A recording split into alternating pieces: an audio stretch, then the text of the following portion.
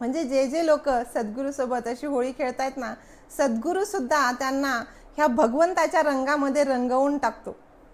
म्हणतात ना की रंगरूपाहून भिन्न हे प्रभू, कोटी कोटी प्रणाम तुला. आपण म्हणू ह्या भगवंताला रंग नाही, रूप नाही, आकार नाही, तर मग ह्या भगवंताच्या रंगामध्ये आपण कसे रंगणार. एके ठिकाणी गीतकार सुंदर म्हणतो की देवा चरणी देवी सावा, तुझा विसर ना व्हावा, तूच ध्यानी मनी राहावा, की हरिनामाचा रंग हा लागावा, की हरिनामाचा रंग हा लागावा. मीराला लागता रंग, ती हरिभजनी झाली दंग, तुकोबा गाई अभंग, नयनी पाहे पांडुरंग, प्रल्हाद करे तुझा धावा, की हरिनामाचा रंग हा लागावा, की हरिनामाचा रंग हा लागावा.